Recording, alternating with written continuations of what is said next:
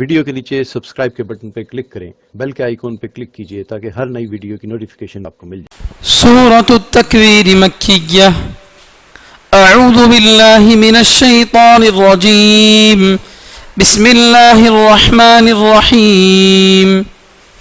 إذا الشمس كبرت وإذا النجوم كدرت وإذا الجبال سيرت وإذا العشار عطلت وإذا الوحوش حشرت وإذا البحار سجرت وإذا النفوس زوجت وإذا الموءودة سئلت بأي ذنب قتلت وإذا الصحف نشرت وإذا السماء كشطت وإذا الجحيم سعرت وإذا الجنة أزلفت علمت نفس ما أحضرت فلا أقسم بالخنس الجوار الكنس والليل إذا عسعس والصبح إذا تنفس إنه لقول رسول كريم ذي قوة عند ذي العرش مكين مطاع ثم أمين وما صاحبكم بمجنون ولقد رآه بالأفق المبين وما هو على الغيب بضنين وما هو بقول شيطان رجيم فأين تذهبون إن هو إلا ذكر للعالمين لمن شاء منكم أن يستقيم وما تشاءون إلا أن يشاء الله رب العالمين صدق اللہ العظیم۔ سورۃ التکویر مکیہ، سورہ تکویر مکی صورت ہے اور اس میں 29 آیتیں ہیں، 29 آیتیں ہیں۔ کچھ نئے ساتھی بھی نظر آ رہے ہیں جو گزشتہ جمعہ نہیں تھے، اس لیے دوبارہ ترجمہ کر کے دوبارہ مطلب بتایا جائے گا۔ پچھلی جمعہ میں صرف 6 آیتوں کا ترجمہ اور ان کا مطلب بتایا گیا تھا۔ بسم اللہ الرحمن الرحیم، شروع کرتا ہوں اللہ کے نام سے جو بڑا مہربان رحم کرنے والا ہے۔ اذا الشمس کورت، جب سورج کو بے نور کر دیا جائے، جب سورج کو بے نور بغیر روشنی کے کر دیا جائے۔ وَإِذَا النُّجُومُ كَدَرَتْ، اور جب ستارے گر پڑیں، اور جب ستارے گر پڑیں۔ وَإِذَا الْجِبَالُ سُيِّرَتْ، اور جب پہاڑوں کو چلا دیا جائے، اور جب پہاڑوں کو چلا دیا جائے۔ وَإِذَا الْعِشَارُ عُطِّلَتْ، اور جب گابھن اونٹنیوں کو، پیڑسو اونٹنیوں کو آزاد چھوڑ دیا جائے۔ وَإِذَا الْوُحُوشُ حُشِرَتْ، اور جب جنگلی جانوروں کو جمع کر دیا جائے۔ وحوش جنگلی جانور، اور جب جنگلی جانوروں کو جمع کر دیا جائے۔ وَإِذَا الْبِحَارُ سُجِّرَتْ، اور جب سمندروں کو دہکایا جائے۔ بحار سمندر، اور جب سمندروں کو دہکایا جائے، جلایا جائے۔ وَإِذَا النُّفُوسُ زُوِّجَتْ، اور جب جانوں کو یعنی انسانوں کو جوڑے جوڑے بنا دیا جائے، جب انسانوں کو جانوں کو جوڑے جوڑے بنا دیا جائے۔ وَإِذَا الْمَوْءُودَةُ سُئِلَتْ، اور جب زندہ دفن کی ہوئی لڑکی سے پوچھا جائے، اور جب زندہ، موعودہ کے معنی زندہ دفن کی ہوئی لڑکی، جب زندہ دفن کی ہوئی لڑکی سے پوچھا جائے بِأَيِّ ذَنبٍ قُتِلَتْ، کہ وہ کس گناہ میں قتل کر دی گئی، کس جرم کی وجہ سے قتل کر دی گئی۔ وَإِذَا الصُّحُفُ نُشِرَتْ، اور جب اعمال صحیفے یعنی اعمال نامے کھول دیے جائیں، جب اعمال نامے کھول دیے جائیں۔ وَإِذَا السَّمَاءُ كُشِطَتْ، اور جب آسمان کی چمڑی نکال دی جائے، اور جب آسمان کی کھال اتار دی جائے۔ وَإِذَا الْجَحِيمُ سُعِّرَتْ، اور جب جہنم کو دہکایا جائے، جہنم کو دہکایا جائے۔ وَإِذَا الْجَنَّةُ أُزْلِفَتْ اور جب جنت کو قریب کر دیا جائے عَلِمَتْ نَفْسٌ مَّا أَحْضَرَتْ جان لے گا ہر جی، جان لے گا ہر آدمی ماں وہ کام احضرت جو اس نے کیے. یعنی جب یہ سب باتیں پیش آئیں گی، جب آسمان اور زمین ٹوٹ پھوٹ جائیں گے، سب کچھ ہوگا، تو کیا ہوگا؟ ہر آدمی جان لے گا ان کاموں کو جو اس نے کیا ہے. فلا اقسم میں قسم کھاتا ہوں بالخنس پیچھے ہٹ جانے والے ستاروں کی، میں قسم کھاتا ہوں پیچھے ہٹ جانے والے ستاروں کی، الجواری جو چلنے والے ہیں، الکنس چھپ جانے والے ہیں، جو چلنے والے ہیں چھپ جانے والے ہیں. واللیلی اور قسم کھاتا ہوں رات کی، اذا عسعس جب رات تاریک ہو جائے، اندھیری جب رات جانے لگے، اور قسم کھاتا ہوں رات کی جب وہ جانے لگے. والصبح اذا تنفس اور صبح کی قسم کھاتا ہوں جب وہ دم بھر لے، یعنی صبح روشن ہونے لگے. انہ لقول رسول کریم یقیناً یہ یعنی قرآن معزز فرشتے کی بات ہے. یقیناً یہ قرآن معزز عزت والے فرشتے کی بات ہے. ذی قوت جو طاقت والا ہے، ذی قوت جو طاقت والا ہے، عند ذی العرش مکین عرش والے کے پاس مقام رکھنے والا ہے، عرش والے کے پاس مقام رکھنے والا ہے. مطاع اس کی بات مانی جاتی ہے.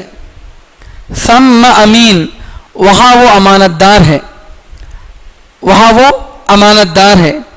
وما صاحبکم بمجنون اور نہیں ہے تمہارے ساتھی دیوانے، نہیں ہے تمہارے ساتھی دیوانے.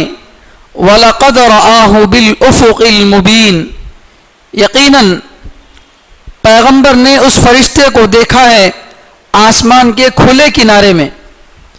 یقیناً پیغمبر نے اس فرشتے کو دیکھا ہے آسمان کے کھلے کنارے میں.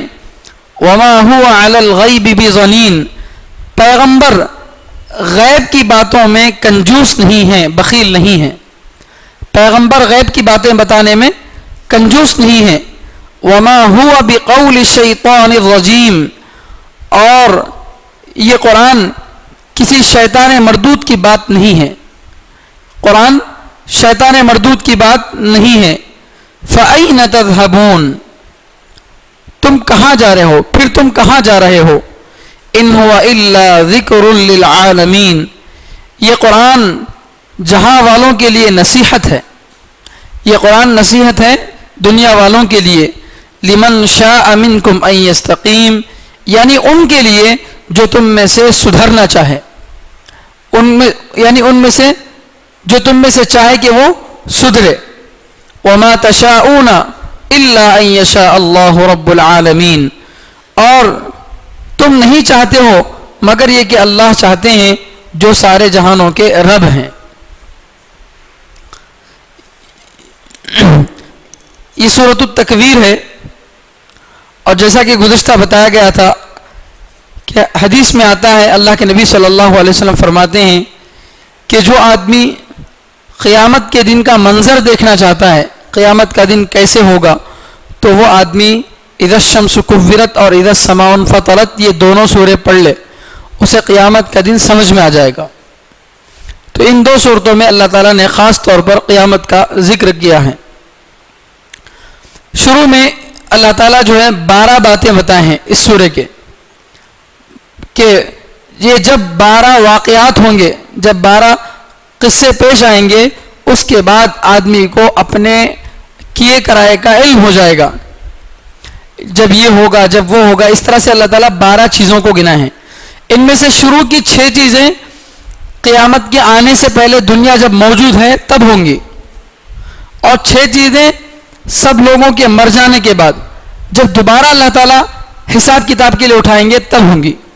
تو 6 چیزیں دنیا رہتے وقت ہوں گی، اور 6 چیزیں دنیا کے تباہ ہو جانے کے بعد ہوں گی.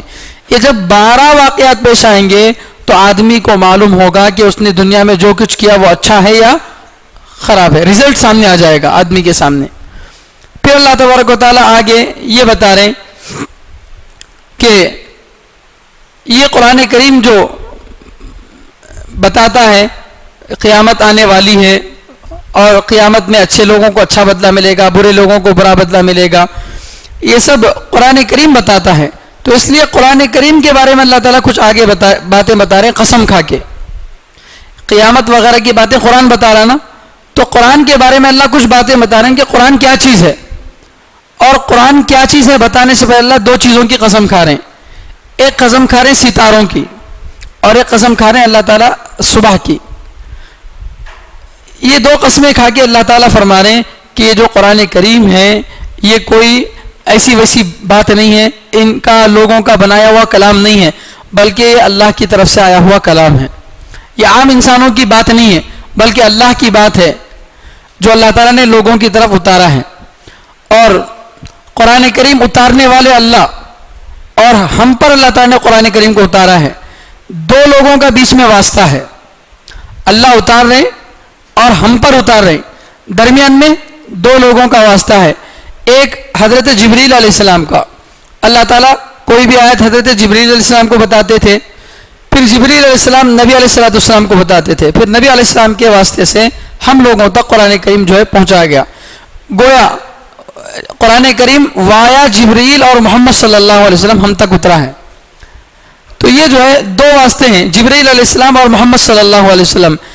ان دونوں کو اللہ تعالیٰ اس سورہ میں ان دونوں کے بارے میں بھی بات بتا رہے ہیں کہ جبریل علیہ السلام کیسے آدمی ہیں اور محمد صلی اللہ علیہ وسلم کیسے ہیں. ان دونوں کے بارے میں بھی اللہ تعالیٰ بتا رہے ہیں. اور آخر میں یہ بات بتا رہے ہیں کہ قرآن کریم نصیحت کی کتاب ہے، لیکن اس سے نصیحت کون حاصل کرے گا؟ جو سدھرنا چاہے وہ نصیحت حاصل کر سکتا ہے، جو سدھرنا ہی نہیں چاہ رہا ہے تو قرآن کریم اس کے لیے نصیحت کا کام نہیں دے گا. تو یہ جو ہے اس سورہ کا خلاصہ ہے. چنانچہ دیکھیے اللہ تعالیٰ فرما رہے ہیں اذا الشمس کورت، جب سورج کو بے نور کر دیا جائے گا، یعنی سورج کی روشنی ختم کر دی جائے گی، اور سورج کی روشنی ختم کر کے سورج کو سمندر میں ڈال دیا جائے گا. وَإِذَا النُّجُومُ كَدَرَتْ، اور جب ستارے ٹوٹ کر گر پڑیں گے، یا اس کا ایک ترجمہ کیا گیا ہے کہ جب ستارے میلے ہو جائیں گے. ستاروں کے میلہ ہو جانے کا مطلب یعنی ستاروں کی روشنی ختم ہو جائے گی. جس طرح سورج کی روشنی اپنی ذاتی روشنی ہے، ستاروں کی روشنی بھی اپنی ذاتی روشنی ہے. چاند روشنی حاصل کرتا ہے سورج سے، مگر سورج کسی اور سے روشنی حاصل نہیں کرتا، سورج کی روشنی اپنی روشنی ہے. اسی طرح ستاروں کی جو روشنی ہے وہ بھی اپنی روشنی ہے. جب خود روشنی دینے والے چیزیں بے نور ہو جائیں گی، ان کی روشنی ختم کر دی جائے گی، تو چاند جو سورج کی وجہ سے روشنی حاصل کرتا ہے تو وہ خود بخود بے نور ہو جائے گا. گویا چاند کا چارجر کیا ہے؟ سورج.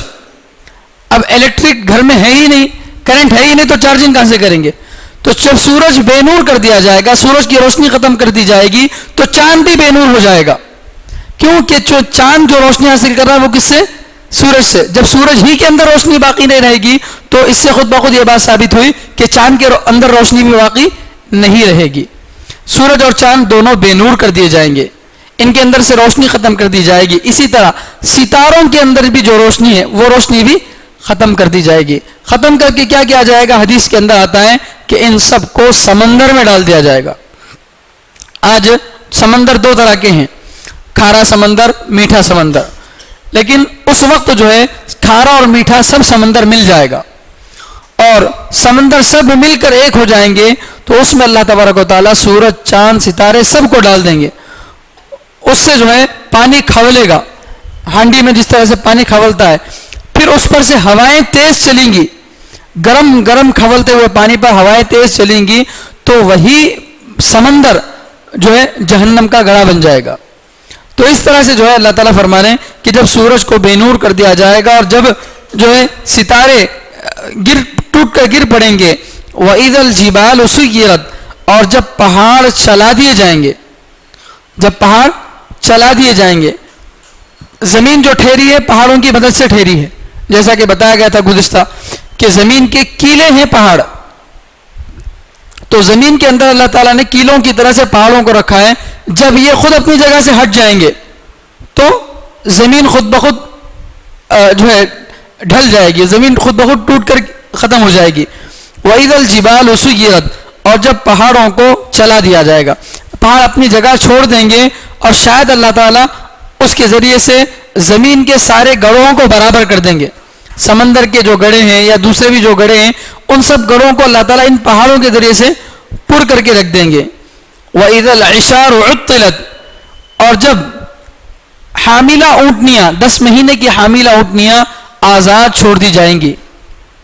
10 مہینے کی آزاد اونٹنیوں کا مطلب یہ ہے کہ عرب کے لوگ چونکہ اونٹنیاں زیادہ پالتے تھے اور اونٹنی ان کو بہت پسند تھی, اونٹنی سے بچہ بھی جو ہے ملتا ہے اور دودھ بھی ملتا ہے, اس وجہ سے اونٹنیوں کو بہت پسند کرتے تھے. خاص طور پر وہ اونٹنی جو پیڑسوں ہو اور بالکل اس کی زچگی کا وقت قریب ہو, ایسی اونٹنی کے بالکل پیچھے پیچھے پھرتے تھے, اسے بہت بڑی نعمت سمجھتے تھے. جس طرح سے کسان کھیتی جب پک جاتی ہے تو اس کی پل پل حفاظت کرتے ہیں کہ پرندے یا برسات کے ذریعے سے کسی طرح سے فصل خراب نہ ہو, تو اس طرح سے جو ہے عربوں کے لیے بہت بڑی قیمتی چیز ہوتی ہے اونٹنیاں. تو اللہ تعالیٰ فرما رہے ہیں کہ جس اونٹنیوں کے دم کے پیچھے تم پھرتے ہو اسے 1 منٹ کے لیے بھی آزاد نہیں چھوڑتے, ایسی اونٹنیاں ابھی قیامت کے قریب کیا ہو جائیں گی, آزاد چھوڑ دی جائیں گی. یعنی ان کو کوئی چرانے والا نہیں ہوگا. کیوں؟ آدمی اونٹوں کو جب چرائے گا جب اپنی جان کو سکون محسوس ہوگا, جب خود کی جان خطرے میں پڑے گی تو آدمی باقی سب چیزوں کو چھوڑ دے گا. وَإِذَا الْوُحُوشُ حُشِرَتْ, اور جب جنگلی جانوروں کو جمع کر دیا جائے گا. جنگلی جانور عام طور سے ایک جگہ جمع نہیں ہوتے, جیسے 2 گلی کے کتے ایک گلی میں جمع نہیں ہو سکتے ورنہ شور شرابہ ہو جاتا. اسی طرح جنگل کے جانوروں کو دیکھو آپ, 2 جنگلی جانور ایک جگہ جمع نہیں ہوتے, لڑائی ہوتی ہے. لیکن قیامت کی جو ہولناکی ہوگی, یعنی ابھی دنیا باقی ہے, اب قیامت شروع ہو رہی ہے, تو قیامت کی شروعات کی جو گڑبڑ ہوگی, جو شور ہوگا, اس شور کی وجہ سے جو جنگلی جانور ہیں وہ جمع کر دیے جائیں گے. یعنی وہ آپس میں ایک جو لڑ کر مرتے تھے وہ جانور خوف کی وجہ سے سب ایک جگہ جمع ہو جائیں گے, یا پھر وہ جانور جنگلوں سے نکل کر آبادی میں آ جائیں گے, جنگلوں سے نکل کر آبادی میں آ جائیں گے, ایسا ہوگا. تو یعنی خوف اتنا زیادہ ہوگا, انسان تو انسان پریشان ہوگا ہی, جانور بھی اتنے پریشان ہوں گے کہ جانور بھی مارے خوف کے جو ایک دوسرے کے جانی دشمن تھے وہ خود مل جائیں گے. جب مصیبت سب پر آتی ہے تو کیا دشمن کیا دوست سب برابر ہو جاتے ہیں. مثلا ایک کار میں جا رہے ہیں لوگ, آرام سے جا رہے ہیں, بات کرنے کا لڑنے کا موقع ملتا, لیکن اگر معلوم ہو جائے کہ کار اب گرنے والی ہے, اب ہم سب نیچے گر کر گڑھے میں گر کر مرنے والے ہیں, اب دشمنی کوئی کرتا کہ بھائی سب کی جان پر مصیبت آئی ہے, اب لڑ کر کیا فائدہ. تو مصیبت جب بہت بڑی ہوتی ہے تو دشمنیاں خود بخود بھول جاتے ہیں. تو وہی بات اللہ تعالیٰ بتا رہے ہیں کہ انسان بھی جوڑ دیے جائیں گے اور جانوروں کو بھی جو ہے جوڑ دیا جائے گا, سب ایک جگہ جمع ہو جائیں گے. وَإِذَا الْوُحُوشُ حُشِرَتْ وَإِذَا الْبِحَارُ سُجِّرَتْ, اور جب سمندروں کو دہکایا جائے گا, جیسا کہ ابھی بتایا گیا اس کے اندر سورج ڈال دیا گیا, چاند ڈال دیا گیا, ستارے ڈال دیے گئے. لوہا, گرم لوہا اگر پانی میں ڈالا جاتا ہے تو پانی کھولتا ہے, دنیا کا لوہا. جب سورج جو اس قدر گرمی رکھنے والا ہے, یہ اگر سمندر میں ڈال دیا جائے تو سمندر کیسے کھولے گا. اور ان گنت ستارے, چاند, یہ سب گرم چیزیں اس میں جب ڈال دی جائیں گی تو اس کا پانی ایک دم سے کھولے گا, اور اس کی وجہ سے اللہ تعالیٰ اسی سمندر کو اللہ تعالیٰ جہنم کا گڑھا بنائیں گے. وہی بتا رہے ہیں جب سمندر کو دہکایا جائے گا. یہ 6 واقعات ہیں. سورج بے نور کر دیا جائے گا, ستارے ٹوٹ کر گر پڑیں گے, پہاڑوں کو چلا دیا جائے گا, اونٹنیوں کو آزاد چھوڑ دیا جائے گا, اور جنگلی جانور جمع کر دیے جائیں گے, اور سمندروں کو دہکایا جائے گا. یہ 6 باتیں قیامت کے دن سے پہلے ہوں گی, جب دنیا ابھی بھی باقی ہوگی. ان 6 واقعات کے ذریعے سے قیامت وجود میں آئے گی. دنیا پوری اپنی جگہ پر صحیح سلامت رہے گی, تبھی جا کر اونٹنیاں, پیڑسوں بھی ہیں اور جنگلی جانور بھی دنیا میں موجود ہیں, سب چیزیں اپنی اپنی جگہ ہیں. اب قیامت کی ہولناکی شروع ہوتی ہے تو اس وقت میں یہ 6 باتیں پیش آئیں گی, اور اس طرح سے جو ہے دنیا کو اللہ تعالیٰ تباہ و برباد کر کے رکھ دیں گے. اب آگے 6 اور باتیں بتا رہے ہیں جو قیامت کے دن کے بعد پیش آئیں گے. قیامت آ جائے گی, دنیا ختم ہو جائے گی اور سب لوگ زمین میں دفن ہو جائیں گے. اس کے بعد کیا ہوگا, آسمان سے ایک بارش برسے گی. تو بارش برسنے سے جس طرح آج دنیا کے اندر پودے نکل آتے ہیں, پھل نکل آتے ہیں, درخت نکل آتے ہیں، اسی طرح سے اس بارش کی وجہ سے زمین میں جو مردے دفن ہیں وہ سب نکل کر آئیں گے. ایک خاص قسم کی بارش اللہ تعالیٰ برسائیں گے، زمین کے اندر دفن ہوئے سارے مردے زندہ ہو کر باہر نکل آئیں گے، اور جو روح ان کے اندر سے نکال دی گئی تھی دنیا میں، وہ روح ان کو واپس لوٹا دی جائے گی. دنیا میں جس روح کو نکالنے کی وجہ سے آدمی مردہ کہلاتا ہے، یہ سب روحوں کو اللہ تعالیٰ اپنے پاس پنجروں میں محفوظ رکھتے ہیں. جیسا کہ گزشتہ بتایا گیا، کلا ان کتاب الفجار لفی سجین، کلا ان کتاب الابرار لفی علیین، ویل للمطففین کے سورے میں آیا ہے کہ اللہ تعالیٰ ان روحوں کو پرندوں میں جو ہے پرندوں کی شکل میں اللہ تعالیٰ رکھیں گے، محفوظ رکھیں گے.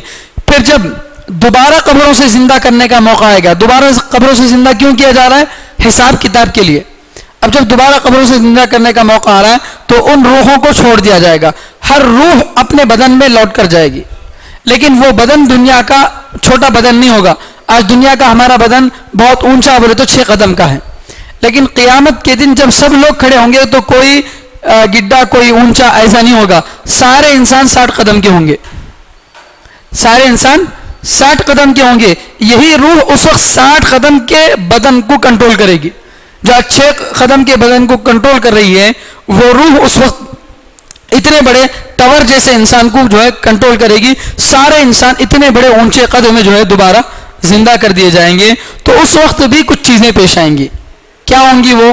قبروں سے زندہ ہونے کے بعد وَإِذَا النُّفُوسُ زُوِّجَتْ، اور جب جانوں کو جوڑے بنا دیا جائے گا، جب انسانوں کو جوڑے بنا دیا جائے گا.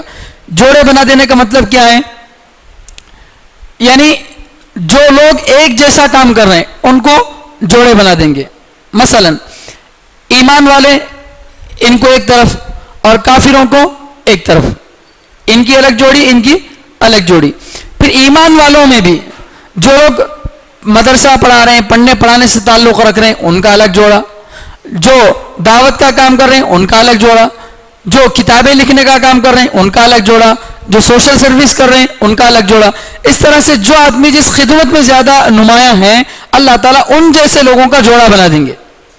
تو وَإِذَا النُّفُوسُ زُوِّجَتْ، جب جوڑے جو ہے جب جانوں کو جوڑے بنا دیا جائے گا. تو اسی لیے جو ہے ہم کو بہت ڈر کر رہنا ہے کہ ہم دنیا میں جن کے طریقے پر زندگی گزار رہے ہیں ذرا دیکھ لینا چاہیے کہ ہم کس کے طریقے پر زندگی گزار رہے ہیں. اگر ہم کسی ہیرو کو فالو کر رہے ہیں، فلاں ہیرو اس طرح کے بال رکھ رہا ہے میں بھی اسی طرح کے بال رکھوں گا، فلاں ایکٹر اس طرح کے کپڑے پہن رہا ہے اس لیے میں بھی اس طرح کے کپڑے پہنوں گا، تو پھر من تشبہ بقوم فہو منہم. جو آدمی اپنے آپ کی اپنا لباس اپنا حلیہ جن لوگوں کی طرح بنائے گا وہ انہی کے ساتھ اٹھایا جائے گا. تو اس لیے جو ہے ہم کو دنیا میں رہتے ہوئے دیکھنا چاہیے کہ ہم کن کی صورت اختیار کیے ہوئے ہیں. ہم جن کی صورت اختیار کیے ہوئے کل قیامت کے دن انہی کی صورت میں اٹھائے جائیں گے، انہی کے ساتھ اٹھائے جائیں گے. اگر ہم نبیوں والے صورتوں کو اختیار کریں گے، نبیوں والے کام کریں گے تو انشاءاللہ اللہ تعالیٰ نبیوں کے ساتھ اٹھائیں گے، ورنہ اللہ تعالیٰ کس کے ساتھ ہمارا حشر کریں گے اللہ بہتر جانتے ہیں. تو جب لوگوں کو جوڑے بنا دیے جائیں گے ایک قسم کا کام کریں. اسی طرح گناہ کرنے والوں میں بھی الگ الگ جوڑے، گناہ کرنے والے بھی الگ الگ قسم کے ہیں. بعض لوگ شرابی ہیں، شرابیوں کا الگ جوڑا، چوری کرنے والے ان کا الگ جوڑا، زنا کرنے والے ان کا الگ جوڑا. اس طرح سے اللہ تعالیٰ سب لوگوں کو ٹیموں میں ڈیوائڈ کر دیں گے اور پھر وہ ایک ایک ٹیم جو ہے چلے گی. اور وَإِذَا النُّفُوسُ زُوِّجَتْ، اور جب جانوں کو جوڑا بنا دیا جائے گا. وَإِذَا الْمَوْءُودَةُ سُئِلَتْ، اور جب زندہ دفن کی ہوئی لڑکی سے پوچھا جائے گا بِأَيِّ ذَنبٍ قُتِلَتْ، کہ اسے کس جرم میں مارا گیا. جیسا کہ آپ سنے ہیں بار بار سنے ہیں کہ زمانہ جاہلیت میں اللہ کے نبی صلی اللہ علیہ وسلم کے آنے سے پہلے کا جو زمانہ ہے اس کو زمانہ جاہلیت بولتے ہیں. تو زمانہ جاہلیت میں لوگ کیا کرتے تھے، بیٹی اگر پیدا ہوتی تو اسے زندہ دفن کر دیتے. کس واسطے؟ داماد جمعی بننے کا عار محسوس کوئی میرے گھر کا داماد بن کر آئے، کوئی میرا جمعی بن کر میرے اوپر راج کرے، اسے وہ برداشت نہیں کرتے تھے.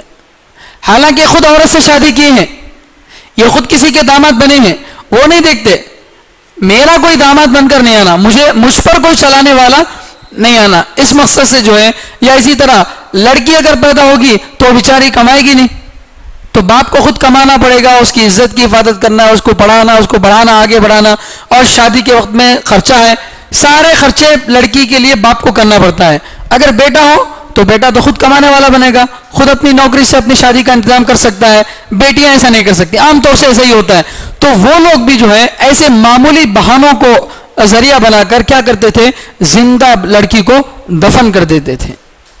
اتنی سخت دلی کے ساتھ جو ہے اپنی لڑکیوں کو دفن کر دیتے تھے. اور ہمارے ایک اللہ والے فرماتے ہیں کہ اس زمانے کے لوگ بچی کو کم سے کم پیدا ہونے تو دیتے تھے. آج کے ایسے لوگ ہیں, اللہ معاف فرمائے, بچی کو پیدا بھی ہونے نہیں دیتے, پیٹ میں ہی دوائی دے کر مار دیتے ہیں. 4 مہینے اگر لگ گئے پیٹ سے عورت کو تو اس کے اندر بچہ یا بچی جو بھی پیٹ میں ہے اس کے اندر جان آ جاتی ہے, روح پڑ جاتی ہے. 4 مہینے کے بعد اگر دوائیوں کے ذریعے سے ساقط کرایا جاتا ہے حمل تو یہ بہت بڑا گناہ ہے, زندہ دفن کرنے کے برابر گناہ ہے. اسے تو کم سے کم وہ لوگ پیٹ سے باہر آنے دیتے تھے, لیکن یہ پیٹ سے باہر آنے بھی نہیں دیتے, وہیں کا وہیں اس کو ختم کر کے رکھ دیتے ہیں. 4 مہینے کے بعد ہرگز کسی صورت میں ابورشن جو ہے کرانے کی اجازت نہیں ہے. 4 مہینے سے پہلے بھی بڑی سخت مجبوری میں اگر کرانا چاہتے ہیں تو کرا سکتے ہیں مجبوری کی صورت میں, یا حمل جو ہے پیٹ سے ہونے سے روکنے کے جو ذریعے ہیں اس کو اگر استعمال کرنا چاہ رہے ہیں مجبوری کی وجہ سے. ایک مجبوری کیا ہے, مثلا بچوں کی صحیح پرورش. اگر لگاتار ہر سال ایک بچہ ہوتا رہا تو ہم بچوں کی صحیح تربیت نہیں کر سکتے. اس مقصد سے اگر 1 آدھ سال کے لیے بچوں کو روکنا چاہ رہے ہیں مجبوری میں, یا بیوی کمزور ہے بہت زیادہ, لگاتار بچے ہونے کی صورت میں, آج کل جیسے آپریشن کا زمانہ ہے, آپریشن اگر لگاتار ہوں گے تو بیوی بہت زیادہ کمزور ہو جائے گی, ایسی کوئی بڑی مجبوری ہے تو اس صورت میں کچھ دنوں کے لیے اگر بچوں کو روکنا چاہتے ہیں تو روک سکتے ہیں. لیکن ایسا روکنا کہ دوبارہ بچے ہی پیدا نہ ہو یہ بھی جائز نہیں ہے. ایسی دوائیاں کھا لینا کہ دوبارہ بچے ہی نہ پیدا ہو ایسا بھی صحیح نہیں ہے. وقتی طور کے لیے کر سکتے ہیں. اور وقتی طور پر جو عزل جس کو بولتے ہیں, عزل کرنا یعنی آدمی کی منی عورت کے پیٹ میں نہ جائے, اسے روکنے کے لیے جو طریقے اختیار کیے جاتے ہیں. آج کل کنڈوم وغیرہ استعمال کیا جا رہا ہے, یا گزشتہ پرانے زمانے میں کیا ہوتا تھا کہ صحبت کرتے تھے اور صحبت کے وقت میں جب منی نکلنے کا وقت آتا تھا تو اس وقت میں جو ہے منی کو باہر خارج کرتے تھے. اس طرح سے حمل نہیں ٹھہرنا بلکہ کوشش کرتے تھے. اللہ کے نبی صلی اللہ علیہ وسلم فرماتے ہیں اس کا کوئی فائدہ نہیں ہے. اگر اللہ تعالیٰ بچے کو پیدا کرنا مقدر میں لکھ دیا ہے تو وہ ہو کر ہی رہے گا. چنانچہ بہت مرتبہ دیکھا گیا ہے, میں نے خود بھی دیکھا ہے اپنے بعض رشتہ داروں میں, کہ کئی دن تک دوائیاں کھائے بچہ نہیں ہونا بول کے, لیکن پھر بھی حمل ٹھہر گیا. اور کچھ ایسے ہیں جو بچہ ہونا بول کے دوائیاں کھا رہے ہیں, ہزاروں لاکھوں روپے خرچ کر دیے لیکن بچہ نہیں ہو رہا. تو بچے کا ہونا یا نہ ہونا یہ اللہ کی قدرت سے ہوتا ہے, طاقت سے اس کا تعلق نہیں ہے. تو بہرحال یہ جو بچے کو روکنے کے پیدا ہونے کی تدبیریں جو کی جاتی ہیں یہ بھی زیادہ مناسب نہیں ہیں. مجبوری کی صورت میں اس کو وقتی طور پر استعمال کرنے کی اجازت ہے. زندہ دفن کر دینا یا 4 مہینے کے بعد جو ہے بچی کو ختم کرا دینا یہ صحیح نہیں ہے. ہاں بعض مرتبہ ایسا ہوتا ہے کہ بچی کے سینے میں سوراخ ہے, ایسی آج کل باتیں زیادہ سننے کو ملتی ہیں. 6 مہینے کی بچی ہو گئی پیٹ میں, بچی کے سینے میں سوراخ ہے, یا بچی کی ہارٹ بیٹ کام نہیں کر رہی ہے, یا بعض مرتبہ ڈاکٹر یقینی طور سے بتاتا ہے مسلمان معتبر ڈاکٹروں سے معلوم کرنے کے ذریعے سے کہ بچی اندر ختم ہو گئی ہے یا مر جائے گی ہے, ایسا کوئی ہے, اور اس کے پیٹ میں رہنے سے ماں کو نقصان ہو سکتا ہے, تو اسی صورت میں 4 مہینے کے بعد بھی نکال سکتے ہیں. بات سمجھ میں آ رہی ہے؟ بچہ 4 مہینے کا ہو گیا, ہونے کے بعد اس کے اندر ایسی کوئی مجبوری آ گئی, بچے کے سینے میں سوراخ ہے جس سے اگر بچے کو پیٹ میں ہی رکھا گیا تو ماں کو جو ہے نقصان ہے, تو اسی صورت میں نکالنے کی اجازت ہے. ہاں اگر ایسا ہے کہ نکالنے نہیں نکالنے سے کوئی فرق نہیں پڑتا تو پھر جو ہے انتظار کر سکتے ہیں. تو یہ جو ہے قیامت کے دن اللہ تعالیٰ میدان حساب کتاب کا جب میدان اللہ تعالیٰ لگائیں گے, قیامت کا ایک دن کتنا ہوگا, 50,000 سال کے برابر ہوگا. 50,000 سال کے برابر, اتنا بڑا دن. اس دن اللہ تعالیٰ تمام فیصلوں کو دوبارہ کریں گے, دوبارہ اللہ تعالیٰ سارے فیصلے کریں گے. یعنی جن چیزوں کا دنیا میں فیصلہ ہو چکا اس کا بھی دوبارہ فیصلہ ہوگا, جن کا نہیں ہوا اس کا تو فیصلہ ہوگا ہی. کیوں؟ اس لیے کہ دنیا میں بعض مرتبہ بلکہ بہت مرتبہ ایسا ہوتا ہے کہ فیصلہ غلط ہوتا ہے. کورٹ کچہری کے اندر پولیس وغیرہ کے چکر میں رشوت دے کر یا غلط دلائل پیش کر کے جو ہے مقدمات جیت جاتے ہیں اور حق والے کو حق نہیں ملتا. تو ایسا نہیں ہے کہ دنیا میں وہ اپنی چالاکی دکھا کر بچ گئے تو بچ گئے, نہیں. وشاہد و مشہود, اس سے پہلے بھی वस्समाई ज़ातिल बुरूज में भी बात आई थी कि अल्लाह ताला जो है गवाहों से भी और जिसके हक में या जिसके खिलाफ में गवाही दी जा रहा है उससे भी पूछेंगे। तो सब चीज़ों के अल्लाह ताला दोबारा फैसले करेंगे, हर चीज़ का दोबारा फैसला होगा और हकदार को हक मिलेगा। यहाँ तक कि अगर सींग वाली बकरी बेसींग बकरी को भी मारी हो तो अल्लाह ताला बगैर सींग वाली बकरी को सींग देंगे और वो अपना बदला लेगी। जानवरों तक को अल्लाह ताला जो है उसका जो हक दिलाएंगे। तो सारी दुनिया में आज जो हमारे साथ नाइंसाफियां होती है अपनों से परायों से, इनसे डरने की जरूरत नहीं है। दुनिया का वक्त मामूली वक्त है, इसमें अगर हमको इंसाफ नहीं मिला तो कोई बात नहीं, अल्लाह ताला एक दिन कायम करेंगे जिस दिन अल्लाह ताला हर फैसले का दोबारा फैसला करेंगे। तो उस दिन अल्लाह ताला क़यामत के दिन बहुत सारे फैसले करेंगे, सारी चीज़ों के फैसले करेंगे, मगर अल्लाह ताला उन सब चीज़ों को छोड़कर एक ही चीज़ का जिक्र फरमा रहे हैं कि जब जिंदा दफन की हुई लड़की के बारे में पूछा जाएगा, जब जिंदा दफन की हुई लड़की को पूछा जाएगा। हालांकि तो पूछा तो सबसे जाएगा, हिसाब तो सबसे लेंगे, मगर इसी एक से पूछा जाने का जिक्र क्यों हो रहा है? वो इसलिए हो रहा है क्योंकि ये बेचारी अभी पैदा हुई है, इसे बोलना भी नहीं आता, और इसे जिसने मारा है, आमतौर से माँ बाप मार देते हैं, तो मारने वाले खुद दरिंदे इसके माँ बाप हैं और इन्होंने मार कर इसको दफन कर दिया, किसी को इल्म भी नहीं हुआ। तो ये बच्ची इतनी मजलूम है कि अपने कत्ल का बदला लेना चाहे तो भी नहीं ले सकती, अपने कत्ल का बदला लेना चाहे तो भी नहीं ले सकती, और बहुत मर्तबा तो दुनिया वालों को मालूम भी नहीं होता कि इसको किसने मारा है।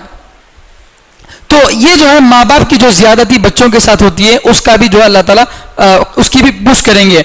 बाज ऐसा समझते हैं कि बच्चे हमारे हमें क्या तो भी कर लेते हैं, तुम्हारे को क्या नहीं। बच्चे आपकी अमानत, अल्लाह ताला की अमानत है आपके पास। अल्लाह के नबी सल्लल्लाहु अलैहि वसल्लम ने जहां माँ बाप का हक बताया कि माँ बाप की इज्जत करो, माँ बाप के सामने उफ मत बोलो, इसी तरह अल्लाह के नबी सल्लल्लाहु अलैहि वसल्लम ने यह भी बताया अक्रिमू औलादकुम, अपनी औलाद की इज्जत करो, अपनी औलाद की इज्जत करो, उनको हक दो, ये भी फरमाया। और बहरहाल बहुत सारी हदीसें, लंबा वक्त हो जाएगा, तो माँ बाप का भी हक बताया गया, औलाद का भी हक बताया गया। तो माँ बाप ये ना समझे कि हमारी बच्ची है, हमें पाल लेते हैं कि मार को छटतेंगी, तुम ना क्या नहीं, तुम्हारी बच्ची का है, ये अल्लाह की दी हुई नेमत है। तुमको इस तरह से मामूली बहानों से इसे कैसा पालना, इसे कल के दिन बढ़ा कर को जमाई घर को लाके हमें परेशानियां ढोना, ये सब बेकार बातें हैं।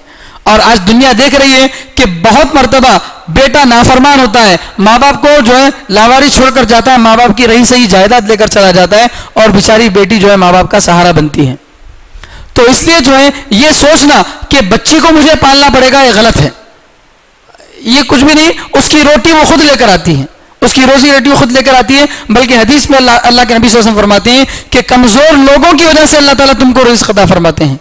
घर में जो बूढ़े माँ बाप हैं और घर में जो छोटे बच्चे हैं, इनको अल्लाह ताला जरिया बनाकर इनकी आप खिदमत कर रहे हैं, इसलिए अल्लाह आपको दे रहे हैं।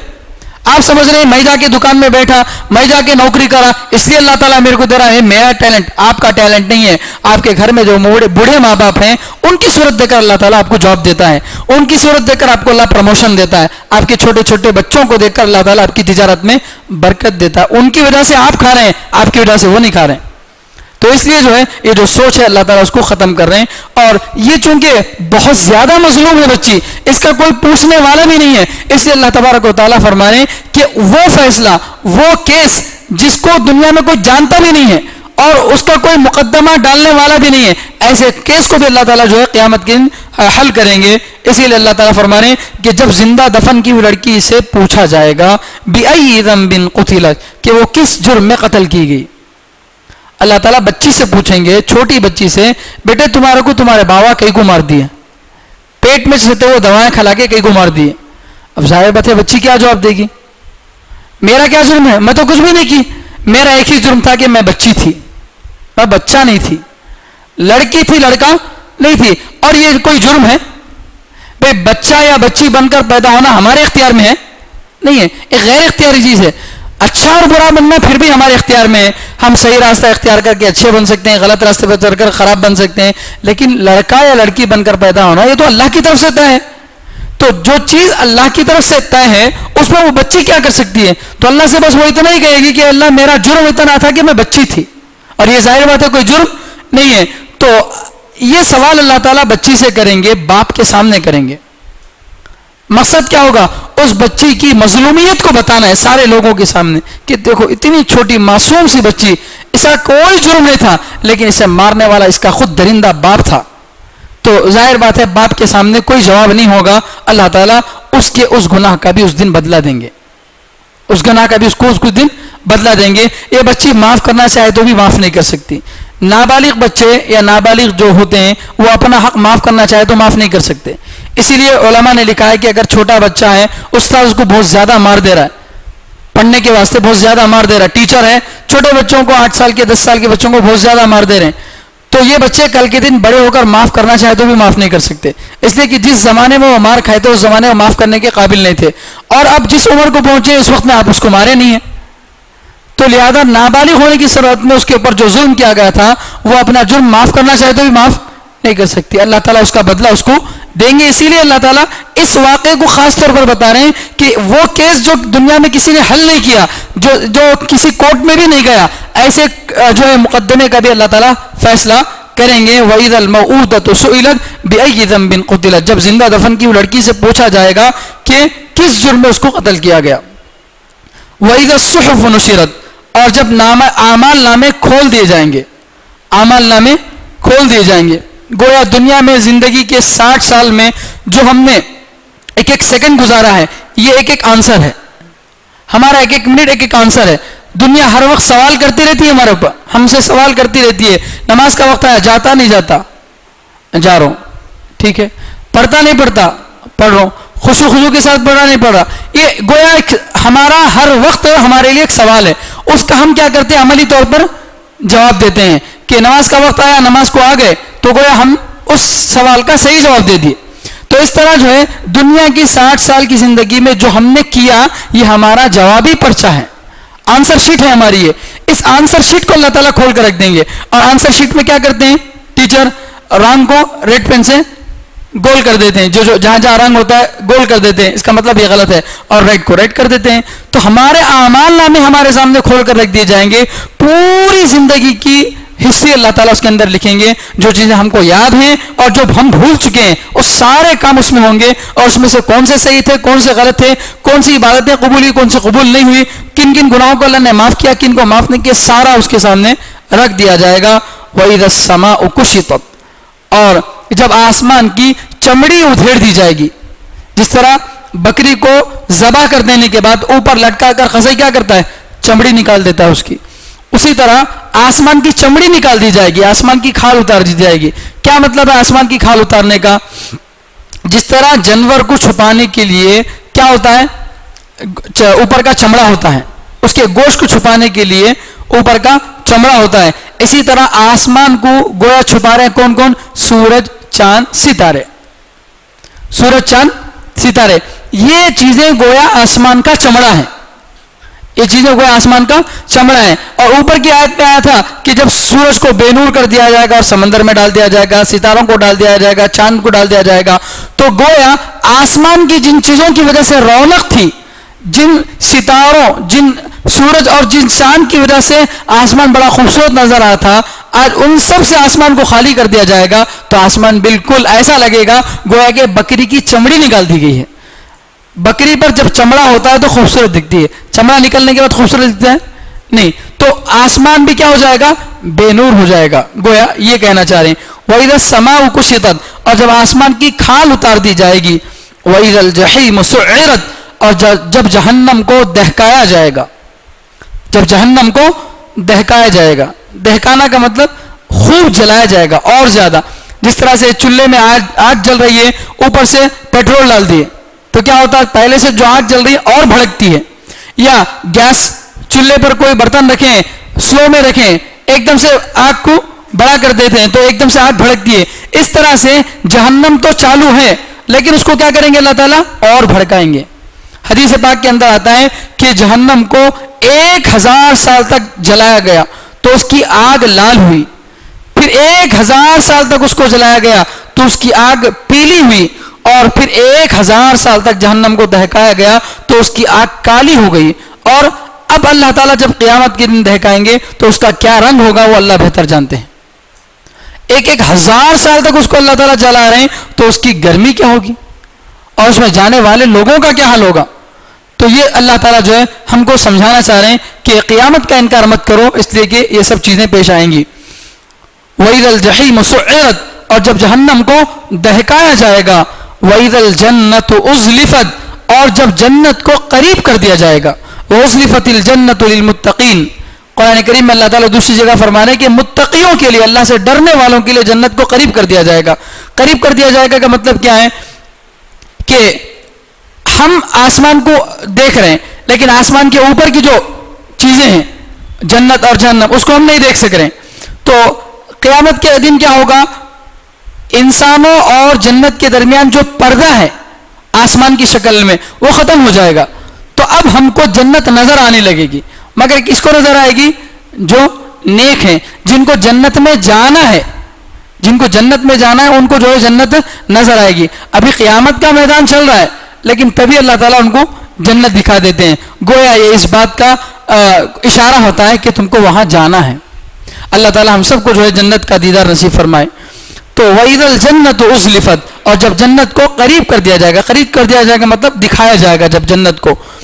عَلِمَتْ نَفْسٌ مَا أَحْضَرَتْ، یہ 12 باتیں، شروع کی 6 باتیں دنیا کے موجود رہتے وقت میں ہوئی تھی، اور یہ بعد کی 6 باتیں، بعد کی 6 باتیں کیا تھی کہ جب سب لوگوں کے جوڑے جوڑے بنائے جائیں گے اور زندہ دفن کی ہوئی لڑکی سے پوچھا جائے گا، اعمال نامے کھول دیے جائیں گے، آسمان کی چمڑی ادھیڑ دی جائے گی، جہنم کو دہکایا جائے گا، جنت کو قریب کیا جائے گا. یہ 6 چیزیں قیامت کے دن کے بعد جب حساب کا دن ہوگا اس دن یہ سب چیزیں پیش آئیں گی. جب یہ چیزیں پیش آئیں گی تو کیا ہوگا؟ عَلِمَتْ نَفْسٌ مَا أَحْضَرَتْ، جان لے گا ہر آدمی وہ کام جو اس نے کیا. ہر آدمی، ہر مسلمان نہیں، ہر آدمی، چاہے وہ کافر ہو مسلمان ہو کوئی بھی ہو، جو بھی اس نے کیا، اچھا کیا ہو یا غلط کیا ہو، سب کچھ وہ جان لے گا. اب جب اس کو معلوم ہو جائے گا کہ میرے اتنے غلط کام ہیں، اتنے اچھے کام ہیں، تو اللہ تعالیٰ کیا کریں گے؟ اعمال کو تولیں گے، گنیں گے نہیں. اس سے پہلے بھی آیا تھا، یہ ذکر آیا تھا کہ قیامت کے دن اللہ تعالیٰ اعمال کو گنیں گے نہیں بلکہ تولیں گے. اللہ تعالیٰ کے یہاں کوانٹٹی اصل ہے، کوانٹٹی اصل نہیں ہے، کوالٹی اصل ہے. احسن جو اچھا ہوگا اس کو اللہ تعالیٰ دیکھیں گے، کتنے زیادہ کیے اس کو اللہ تعالیٰ نہیں دیکھیں گے. اتنی رکعت نماز نفل نمازیں پڑھا ہے اسے نہیں دیکھیں اللہ تعالیٰ، بلکہ اتنی رکعت نفل نمازوں کو کتنے اخلاص سے پڑھا ہے، کتنے خشوع خضوع کے ساتھ پڑھا ہے، تو اس کو اللہ تعالیٰ دیکھیں گے. تو اعمال نامے انسان کے سامنے آ جائیں گے تو آدمی جان لے گا کہ اس کے ساتھ کیا ہونے والا ہے. یہ سب چیزیں ہوں گی، اور یہ سب چیزوں کی خبر کون دے رہا ہے؟ قرآن کریم دے رہا ہے. جنت میں ایسا ہوگا، جہنم ایسی ہوگی، قیامت کا دن ایسا ہوگا، یہ ساری باتیں کون بتا رہا ہے؟ قرآن کریم بتا رہا ہے. تو اس لیے اللہ تعالیٰ قرآن کریم کے بارے میں آگے کچھ باتیں بتا رہے ہیں، اور قرآن کریم کے بارے میں بتانے سے پہلے 2 چیزوں کی قسم کھا رہے ہیں. فَلَا أُقْسِمُ بِالْخُنَّسِ، میں قسم کھاتا ہوں پیچھے ہٹ جانے والے ستاروں کی. الجواری جو چلتے ہیں، الکنس اور چھپ جاتے ہیں. تو ستاروں کے اللہ تعالیٰ قسم کھا رہے ہیں، عام ستارے نہیں بلکہ ان ستاروں کے اللہ تعالیٰ قسم کھا رہے ہیں جو چلتے چلتے پیچھے کی طرف ہٹتے ہیں اور پیچھے جا کر چھپ جاتے ہیں. ایسے 5 ستارے ہیں، ان 5 ستاروں کے بارے میں اللہ تعالیٰ، ان 5 ستاروں کے اللہ تعالیٰ قسم کھا رہے ہیں کہ یہ 5 ستارے ایسے ہیں، یہ کہاں سے طلوع ہوتے ہیں اور کہاں ڈوبتے ہیں یہ کسی کو نہیں معلوم. عام طور سے ستاروں کے نکلنے اور ڈوبنے کی جگہ معلوم ہوتی ہے، جس طرح سورج ادھر سے نکل رہا ہے ادھر ڈوبتا ہے، یہ معلوم ہے. اسی طرح ستاروں کی بھی، بہت سارے ستاروں کی بھی نکلنے اور ڈوبنے کی جگہ معلوم ہے. اسی لیے گزشتہ پرانے زمانے کے اندر لوگ ستاروں کو دیکھ کر اپنا راستہ طے کرتے تھے. یہ ستارہ کون سا ہے؟ یہ فلاں ستارہ ہے، یہ ستارے کا راستہ حیدرآباد کی طرف ہے، یہ ستارہ یہ ممبئی کی طرف نظر آ رہا ہے. تو سمندر میں جب لوگ جاتے تھے تو وہاں کوئی میپ کام نہیں آتا تھا. اس وقت میں کس کو دیکھتے تھے؟ ستاروں کو دیکھتے تھے کہ یہ ستارہ فلاں گاؤں کی طرف ہے اور یہ ستارہ فلاں گاؤں کی طرف، کشتی کو اس طرف لے جاؤ تو فلاں گاؤں ملے گا.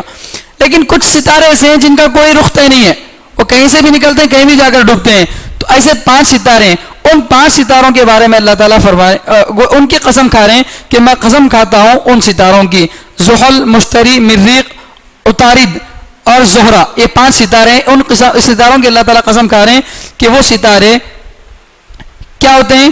چلتے رہتے ہیں پیچھے کی طرف. خنس کے معنی پیچھے ہٹ جانے والے. جیسے یہ لفظ قل اعوذ برب الناس میں بھی آیا تھا الذی یوسوس فی صدور الناس من الجنۃ والناس من شر الوسواس الخناس. خناس کا لفظ اس سے پہلے آیا تھا. تو خناس کے معنی پیچھے ہٹ جانے والا. شیطان کو خناس اس لیے بولتے ہیں کیونکہ شیطان وسوسہ ڈال کے پیچھے ہٹ جاتا. شیطان کیا کرتا ہے؟ وسوسہ ڈال کے پیچھے ہٹ جاتا. آدمی کو غلط کام کرنے پر مجبور نہیں کرتا, سمجھ رہے بات؟ دل میں برا خیال ڈال دیتا, ڈال کے پیچھے ہٹ جاتا. اب اس کے آگے کا کام ہم خود کرتے ہیں. اسی لیے کل قیامت کے دن جب شیطان نظر آئے گا ان لوگوں کو جو دنیا میں غلط کام کیے تھے, تو شیطان سے بولیں گے وقال الشیطان لما قضی الامر ان اللہ وعدکم وعد الحق ووعدتکم فاخلفتکم وما كان لي عليكم من سلطان الا ان دعوتکم فاستجبتم لي فلا تلوموني ولوموا انفسکم ما انا بمصرخکم وما انتم بمصرخی انی کفرت بما اشرکتمونی من قبل. یہ اللہ تعالیٰ قرآن کریم میں ایک جگہ ذکر فرما رہے ہیں کہ جب جنت اور جہنم کا فیصلہ کر دیا جائے گا تو شیطان کہے گا, جو دنیا میں لوگوں کو وسوسے ڈالتا تھا, وہ شیطان کہے گا کہ اللہ نے تمہارے ساتھ وعدہ کیا تھا, میں نے بھی تم سے ایک وعدہ کیا تھا, اللہ کا وعدہ سچا ہے, میرا وعدہ جھوٹا ہے. تم نے کیا کیا؟ اللہ کے سچے وعدے کو چھوڑ دیا اور تم نے میری بتائی ہوئی باتوں پر بھروسہ کر لیا اور تم میرے جھانسی میں پھنس گئے. لیکن یہ بول کر میرے اوپر ملامت مت کرو, فلا تلومونی, میرے اوپر ملامت مت کرو, مجھے برا بھلا مت بولو. کیوں؟ اس لیے کہ میں کیا ان دعوتکم فاستجبتم لی, میں تو صرف تم کو بلایا, غلط کاموں کی طرف تم کو کیا خالی بلایا. ارے شراب کی باٹل رکھی ہوئی دیکھ پی لے, اتنا دل میں وسوسہ ڈال دیا. اس کے بعد چل کر تم اپنے پیروں سے گئے, اپنے ہاتھوں سے پکڑے, اپنے ہاتھوں سے کھولے, اپنے منہ سے پیے. تو یہ سب کام تو میں زبردستی نہیں کروایا, تو لہذا مجھ پر ملامت مت کرو, میں غلط نہیں ہوں, میں تو صرف دل میں وسوسہ ڈال رہا ہوں. تو بہرحال خناس شیطان کو بھی بولتے ہیں. کیوں؟ اس لیے کہ وہ پیچھے ہٹ جاتا ہے. تو یہاں پر بھی وہی لفظ آ رہا خنس. خنس کے معنی پیچھے ہٹ جانے والے ستارے. الجواری جو چلتے ہیں, الکنس اور چھپ جاتے ہیں. خنس الگ ہے, کنس الگ ہے, دونوں الگ الگ ہیں. اس لیے تجوید سیکھنا ضروری ہے. یہاں کا وہاں کا یہاں نکال دے تو معنی بگڑ جاتا. تو الجواری الکنس جو چلتے چلتے پیچھے ہٹ جاتے ہیں. تو یہ 5 قسم کے ستارے ہیں جو نکلتے ہیں اور پھر پیچھے کی طرف ہٹ جاتے ہیں, اور پیچھے کی طرف ہٹ کے جہاں سے نکلے تھے وہیں چھپ جاتے ہیں. سورج کیا ہوتا ہے؟ نکلتا ادھر سے, چھپتا ادھر ہے. ہمارے یہاں جس طرف قبلہ ہے اس طرف چھپتا ہے, اور ادھر سے دروازے کی طرف سے نکلتا ہے, اس طرف چھپتا ہے. لیکن ایسا تو کبھی نہیں ہوتا نا کہ صبح میں سورج نکلا مسجد کے دروازے کی طرف سے اور بیچ میں 12 بجے تک آیا اور پھر واپس ایسے ہی پیچھے جا کے ڈوب گیا. ایسا نہیں ہوتا. جس دن ایسا ہوگا اس دن قیامت آئے گی. مشرق کی طرف سے سورج جو ہے ڈوبے گا تو وہ قیامت کا دن ہوگا. تو لیکن یہ ستارے کیا ہوں گے؟ جہاں سے نکلے تھے وہیں پیچھے کی طرف ہٹ کر کیا ہوں گے؟ واپس چلے جائیں گے. ان ستاروں کی اللہ تعالیٰ قسم کھا رہے ہیں. کیا مقصد ہے ان ستاروں کی قسم کھانے کا؟ کیا سمجھانا چاہ رہے ہیں اللہ تعالیٰ؟ بتانا یہ چاہ رہے ہیں کہ جبریل علیہ الصلوۃ والسلام جو اللہ کے نبی صلی اللہ علیہ وسلم کے پاس وحی لے کر آتے تھے, وہ بھی اسی طرح سے اللہ کی طرف سے آتے تھے, اور آ کر اللہ کے نبی صلی اللہ علیہ وسلم کو قرآن کی آیتیں سناتے تھے. سنانے کے بعد پیچھے ہٹ جاتے تھے اور پیچھے چلتے رہتے تھے, جہاں سے آسمانوں کی طرف سے چلے جا رہے ہیں, اور پھر جا کر اپنی جگہ پہ چھپ جاتے تھے. جس طرح یہ ستارے آگے چل رہے ہیں, چلتے چلتے کیا ہو رہے ہیں؟ پیچھے کی طرف ہٹ رہے ہیں, اور پیچھے ہٹتے ہٹتے اپنی جگہ پہ جا کے چھپ جاتے ہیں. اسی طرح جبرائیل السلام اللہ کی طرف سے پیغام لے کر آئے, لے کر آنے کے بعد اب پیچھے ہٹ رہے ہیں. پیغام پہنچا دیا, وہاں پر رہنے کا کوئی کام نہیں, وہاں سے پیچھے ہٹ رہے ہیں, اور جا کر جہاں سے آئے تھے وہیں چھپ جا رہے ہیں. تو یہ جو ہے اللہ تعالیٰ گویا حضرت جبرائیل علیہ الصلوۃ والسلام کی طرف اشارہ کر رہے ہیں. اور آگے دوسری قسم اللہ تعالیٰ کھا رہے ہیں, واللیل اذا عسعس والصبح اذا تنفس. قسم ہے رات کی جب وہ جانے لگے, اور قسم ہے صبح کی جب وہ دم بھرے, یعنی صبح روشن ہو. اس صبح کی رات جب تاریک ہوتی ہے اور آہستہ آہستہ رات کی تاریکی, رات کا اندھیرا ختم ہوتا ہے, تو صبح کی روشنی آہستہ آہستہ نکلتی ہے. اس رات کی بھی, اس صبح کی بھی اللہ تعالیٰ کیا کر رہے ہیں؟ قسم کھا رہے ہیں. اور اس قسم کا مقصد کیا ہے؟ اس قسم کا مقصد یہ ہے کہ قرآن کریم کے آنے سے پہلے دنیا گویا کہ برائیوں کی وجہ سے اندھیری رات بن گئی تھی. گناہوں کی وجہ سے گویا دنیا کیا ہو گئی تھی؟ اندھیری رات بن گئی تھی. انسان کا گناہ گیس کی طرح ہے. گھر میں جس طرح گیس لیک ہوتا ہے تو نظر تو نہیں آتا کچن میں, لیکن جب آپ بٹن آن کر رہے ہیں یا ماچس کھینچ رہے ہیں تو ایک دم سے بلاسٹ ہوتا ہے. تو اسی طرح گناہوں سے دنیا کیا ہو گئی تھی؟ پوری طرح سے بھر چکی تھی، گناہوں کا اندھیرا پوری دنیا میں چھا چکا تھا. اب قرآن کریم آفتاب کی شکل میں، سورج کی طرف شکل میں نکل رہا ہے. تو جیسے ہی آفتاب نکلتا ہے، سورج نکلتا ہے، تو سارا اندھیرا ختم. تو اسی طرح قرآن کریم جب آیا تو اب گمراہیاں ختم. اب تک صحیح اور غلط کی تمیز نہیں تھی، لیکن اب اللہ تعالیٰ نے کیا کر دیا؟ کیا صحیح ہے کیا غلط ہے. فَأَلْهَمَهَا فُجُورَهَا وَتَقْوَاهَا، اچھے اور برے دونوں کو اللہ تعالیٰ نے بتا دیا، یہ کام اچھا ہے اس کو کرو، یہ غلط ہے اس کو چھوڑو. تو یہ اللہ تعالیٰ گویا قرآن کریم کی قسم کھا رہے ہیں کہ جس طرح رات جاتی ہے اور صبح آتی ہے تو رات کا اندھیرا ختم ہوتا ہے اور صبح کی روشنی کی وجہ سے اندھیرا پوری طرح سے ختم ہو جاتا ہے، اسی طرح قرآن کے آنے کی وجہ سے جو زمانے جاہلیت کی برائیاں تھیں وہ سب کیا ہوں گی؟ اب ختم ہو جائیں گی.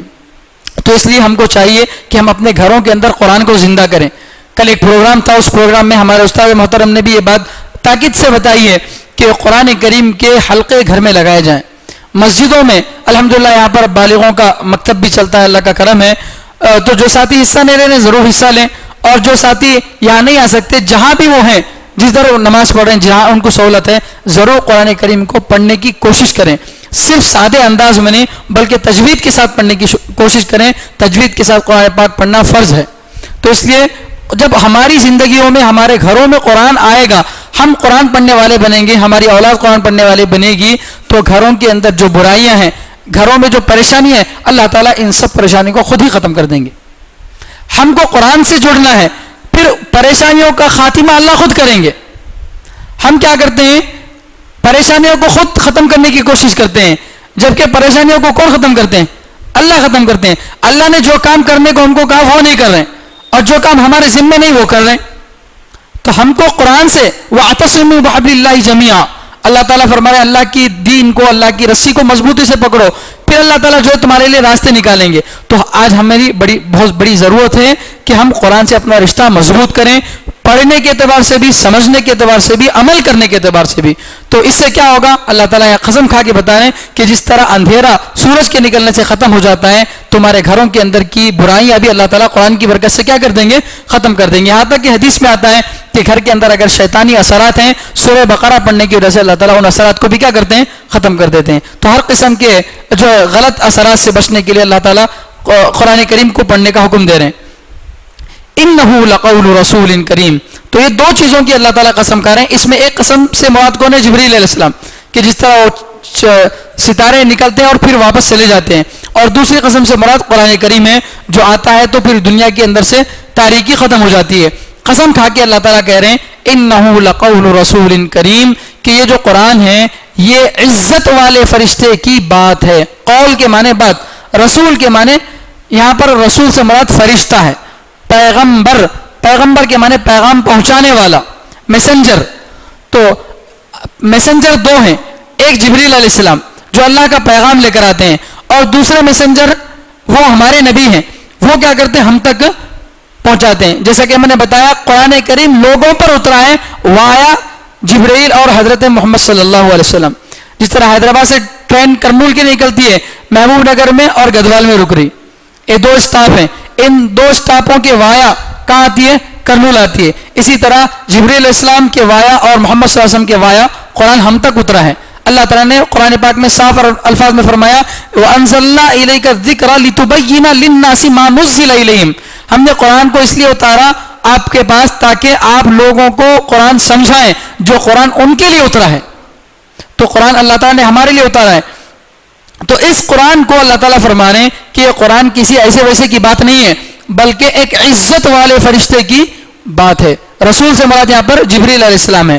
جبریل علیہ السلام کو بھی رسول بول سکتے ہیں، بلکہ عربی زبان میں جو بھی قاصد ہوتا ہے، جو بھی ہماری بات کو پہنچانے والا میسنجر ہوتا ہے، ان سب کو کیا بول سکتے ہیں؟ رسول بول سکتے ہیں. پوسٹ مین جو ہوتا ہے، پوسٹ مین کو بھی کیا بول سکتے ہیں؟ گویا رسول بول سکتے ہیں، کیونکہ وہ ہمارا پیغام دوسروں تک پہنچاتا ہے. تو عربی میں رسول ایک عام لفظ ہے، اور ہم عام طور سے رسول کا لفظ کس کے لیے استعمال کرتے ہیں؟ محمد صلی اللہ علیہ وسلم کے لیے. تو یہاں پر وہ محمد صلی اللہ علیہ وسلم والا رسول مراد نہیں ہے، یہاں پر رسول سے مراد پیغام پہنچانے والا یعنی جبریل علیہ السلام.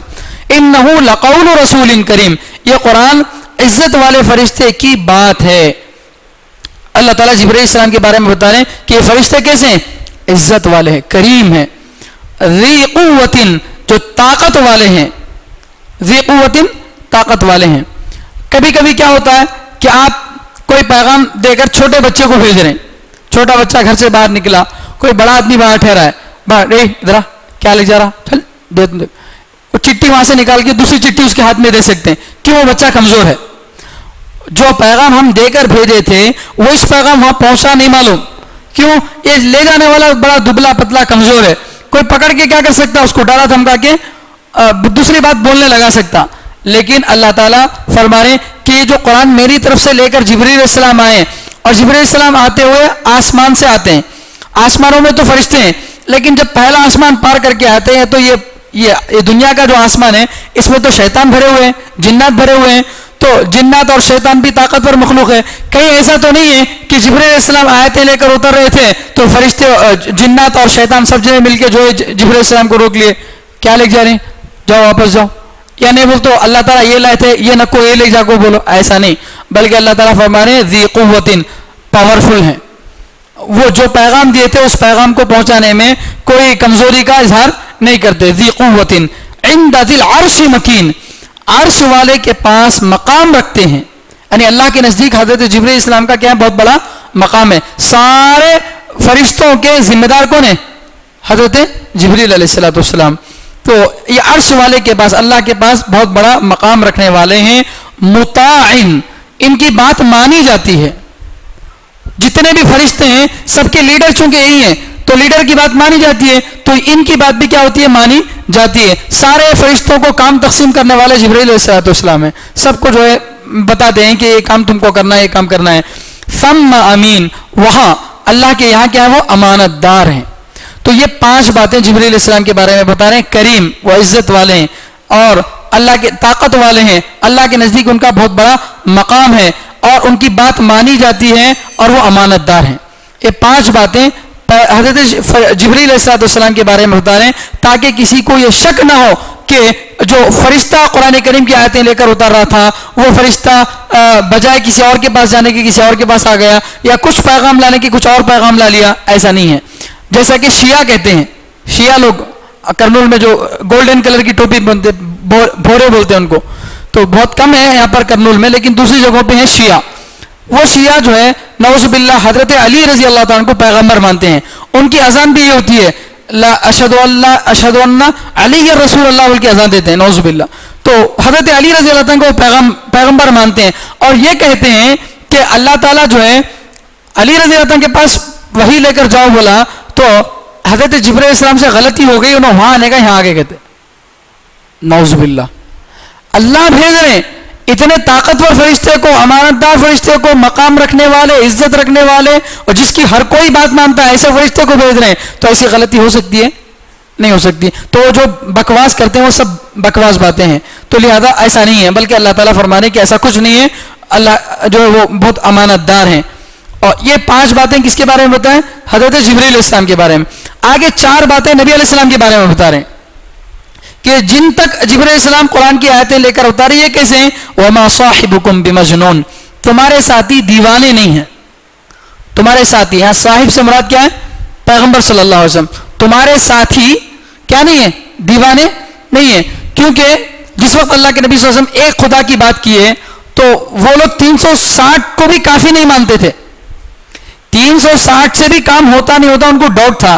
ویسے میں اگر ایک ہی سے سب کام ہوتے ہیں بول کے اگر سنیں تو آدمی یقین کر سکتا ہے, نہیں کر سکتا. جیسے موبائل سے فون آتا ہے اور دوسرے کام ہم کر رہے ہیں, اگر کوئی آپ سے یہ بولے کہ موبائل سے سواری بھی کر سکتے ہیں, موبائل کا خالی بٹن پکڑو اڑ کے جاتے ہیں بول کے, تو مانتے نہیں مانتے, کیسا ہو سکتا ہے بول کے. تو جس طرح ہمارے لیے اس بات پر یقین کرنا مشکل ہے, ویسے ہی ان لوگوں کے لیے بھی جو ہے اتنے خدا مل کر اس دنیا کو نہیں سنبھال سک رہے, ایک اللہ کیسے سنبھالتا, ایسا جو ہے کہتے تھے. اور یہ بات جو توحید کی نبی علیہ السلام کر رہے تھے, ان باتوں کی وجہ سے اللہ کے نبی صلی اللہ علیہ وسلم کو کیا کہتے تھے, پاگل کہتے تھے, حالانکہ خود پاگل تھے. تو اللہ تعالیٰ جو ہے صاف الفاظ میں فرما رہے, وما صاحبکم بمجنون, تمہارے ساتھی محمد صلی اللہ علیہ وسلم پاگل نہیں ہیں, دیوانے نہیں ہیں, بلکہ وہ اللہ کے فرزانے ہیں. وَلَقَدْ رَآهُ بِالْأُفُقِ الْمُبِينِ, پیغمبر نے فرشتے کو آسمان کے کھلے کنارے میں دیکھا ہے. پیغمبر نے فرشتے کو آسمان کے کھلے کنارے میں دیکھا ہے. کیا مطلب اس کا, جو پیغام لے کر آ رہا ہے فرشتہ، اس فرشتے کو کبھی اللہ کے نبی صلی اللہ علیہ وسلم دیکھے تو پہچانتی ہاں انہوں لاری ملک کو. اگر کبھی حضرت جبرائیل علیہ السلام کو دیکھے ہی نہیں ہے تو پیغام کون لا رہا معلوم ہوتا نہیں. بات سمجھ میں نہیں. بھئی ایک آدمی ہمارے گھر کو آ رہا ہے اور کوئی بات ہمارے پاس لے کر آ، کوئی میسج لے کے آ رہا ہمارے لیے، تو ہم ایک مرتبہ اس کو دیکھ لیے.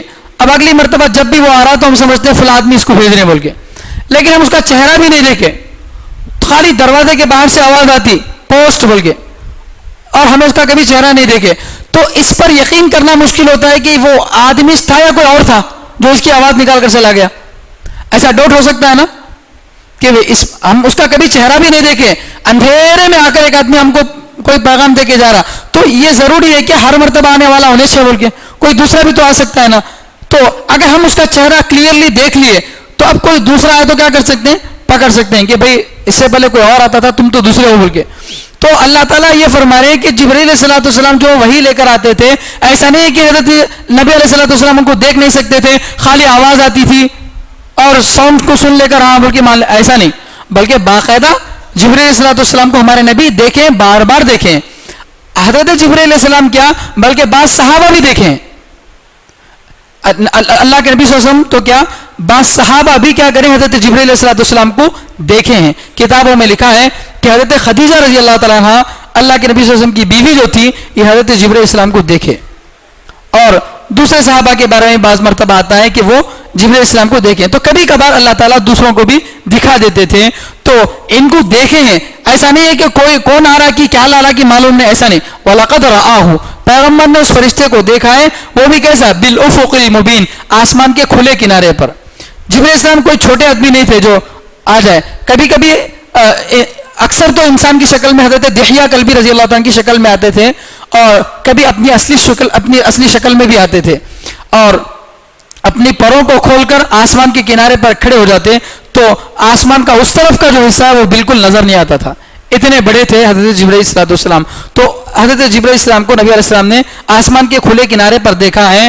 اور تیسری بات کیا بتا رہے ہیں، وَمَا هُوَ عَلَى الْغَيْبِ بِضَنِينٍ، نبی علیہ السلام غیب کی باتوں کو بتانے میں کوئی کنجوس نہیں ہے. ایسا نہیں کہ بھئی اللہ تعالیٰ اتنی باتیں بتانے کے لیے بولا تو نبی علیہ السلام نعوذ باللہ کچھ باتیں چھپا لیے اور کچھ باتیں بول دیے. ایسا نہیں، جو بھی بات اللہ کی طرف سے آتی تھی وہ سب باتوں کو اللہ کے نبی صلی اللہ علیہ وسلم نے کیا کیا لوگوں تک پہنچایا ہے. قرآن کریم کا پورا حصہ اترا ہے. یہاں ایک اور بات ہے، شیعہ کہتے ہیں کہ قرآن کریم کے 30 نہیں بلکہ 40 پارے تھے. 30 نہیں بلکہ 40 پارے تھے. وہ باقی 10 پارے کہاں گئے؟ تو علی رضی اللہ عنہ کی بکری کھا لی گئے تھے. علی رضی اللہ عنہ کی بکری کھا گئی، اور ان سب 10 پاروں میں علی رضی اللہ عنہ کی فضیلت تھی. ایسی غلط باتیں بولتے ہیں. تو ایسا نہیں ہے، جتنی آیتیں اتری تھی اسے کوئی بکری کھا کر نہیں ختم کی اور نبی علیہ السلام اپنی طرف سے نہیں بتائے، ایسا بھی نہیں ہے. ساری باتوں کو نبی علیہ السلام نے بتا دیا. تو قرآن کریم کو ہر اعتبار سے اللہ سیف کر رہے ہیں. لانے والا بھی امانت دار، جس پر اتارا جا رہا ہے وہ بھی امانت دار، اور خود اتارنے والا تو اللہ ہے. اور خود قرآن کریم کے بارے میں بھی اللہ تعالیٰ کئی جگہوں پہ بتا رہے ہیں قرآن کریم کیسی کتاب ہے. تو اس اعتبار سے قرآن کریم جو ہمارا پیغام ہے اللہ کی طرف سے ہمارے لیے پیغام ہے، اس پیغام کو اللہ تعالیٰ یہ بتا رہے ہیں کہ یہ کوئی عام بات نہیں ہے، اللہ کا ہی کلام ہے. اللہ نے بہت محفوظ طریقے سے تم تک پہنچایا ہے، اور یہ قرآن تم کو جو ہے قیامت کی اور جنت جہنم کی باتیں بتاتا ہے، تو لہذا اس کا انکار مت کرو. یہ گویا اللہ تعالیٰ کہنا چاہ رہے ہیں. ایک آخری بات اللہ کے نبی صلی اللہ علیہ وسلم کی باتیں بتا رہے ہیں، وَمَا هُوَ بِقَوْلِ شَيْطَانِ الرَّجِيمِ. نبی علیہ السلام جو باتیں بتاتے ہیں قرآن کریم کی، یہ اللہ کی باتیں ہیں، یہ کوئی شیطان مردود کی باتیں نہیں ہیں. شیطان کی باتیں نہیں ہیں. عملیات وغیرہ کرنے والے، جادو وغیرہ کرنے والے شیطان سے مدد لیتے ہیں، اور شیطان کی طرف سے کچھ الٹپ باتوں کو لے کر لوگوں کو ڈراتے ہیں، ایسا ہے ویسا ہے بلکہ. تو ایسا نہیں ہے، بلکہ یہ شیطان مردود کی بات بھی نہیں ہے. ایک واقعہ کتاب میں لکھا ہے سیرت مصطفیٰ کے اندر کہ جب پہلی مرتبہ اللہ کے نبی صلی اللہ علیہ وسلم پر وحی اتری تو اللہ کے نبی صلی اللہ علیہ وسلم کو جبرائیل علیہ السلام نے بتا دیا کہ میں اللہ کا فرشتہ ہوں اور آپ کو اللہ تعالیٰ نے پیغمبر بنایا. یہ اللہ تعالیٰ کی طرف سے ان کو بتا دیا گیا، کنفرم کر دیے. اقرا بسم ربک الذی کی جب آیتیں اتری تو ان آیتوں کو اترنے کے بعد صاف انداز میں بتا دیے کہ میں فرشتہ ہوں اور آپ کو اللہ نے پیغمبر بتا دیے. اس کے باوجود چونکہ اللہ کے نبی صلی اللہ علیہ وسلم اکیلے تھے غار حرا میں، اور انجان آدمی اگر اللہ کے نبی صلی اللہ علیہ وسلم کے سامنے یہ پیغام لے کر آیا تھا تو فطری طور پر ایک گھبراہٹ ہو گئی تھی اللہ کے نبی صلی اللہ علیہ وسلم کو. اس گھبراہٹ کو دور کرنے کے لیے حضرت خدیجہ رضی اللہ تعالیٰ عنہا بہت سارے لوگوں کے پاس لے کر اللہ کے نبی صلی اللہ علیہ وسلم کو گئی اور جا کر ان لوگوں کے ذریعے سے تسلی دلائی کہ یہ جو آپ کے پاس آئے تھے کوئی دوسرا نہیں ہے, یہ فرشتہ ہے اللہ کی طرف سے آنے والا. انہی میں سے ایک بات یہ لکھی ہوئی ہے کہ ایک مرتبہ حضرت خدیجہ رضی اللہ تعالیٰ عنہ نے نبی علیہ الصلوۃ والسلام سے کہا کہ اگر دوبارہ تم کو جبریل علیہ السلام نظر آئے تو مجھے اطلاع دینا, کبھی اگر تمہارے کو دوبارہ نظر آئے تو مجھے بتا دینا کہ جبریل آئے ہیں. تو ایک مرتبہ گھر میں اللہ کے نبی صلی اللہ علیہ وسلم تھے, حضرت جبریل علیہ السلام آئے. جبریل علیہ السلام جب بھی آئے قرآن کی آیتیں اتارنا ضروری نہیں ہے, بات یاد رکھو. جب بھی جبریل علیہ السلام آ رہے قرآن کی آیتیں اترنا ضروری نہیں ہے. ویسے بھی اللہ کے نبی صلی اللہ علیہ وسلم کی طرف سے آتے تھے, حفاظت کے واسطے آتے تھے, کچھ باتیں سکھانے کے لیے آتے تھے. تو ایک مرتبہ حضرت جبریل صلی اللہ علیہ وسلم آئے تھے تو حضرت خدیجہ رضی اللہ تعالیٰ بولی اللہ کے نبی صلی اللہ علیہ وسلم کو کہ آپ میرے گود میں سر رکھ دو, میرے گود میں سر رکھ دو. تو اللہ کے نبی صلی اللہ علیہ وسلم اپنی بیوی کے گود میں سر رکھ دیے. تو حضرت خدیجہ رضی اللہ تعالیٰ اپنے سر سے کپڑا اتار دیے, سر سے کپڑا اتار دیے. اتار کر اب اللہ کے نبی صلی اللہ علیہ وسلم سے پوچھ رہے ہیں کیا اب بھی تم کو فرشتہ نظر آ رہا ہے؟ تو اللہ کے نبی صلی اللہ علیہ وسلم بولے نہیں, نظر نہیں آ رہا. تو بولے پھر اطمینان رکھو, وہ فرشتہ ہے, شیطان نہیں ہے.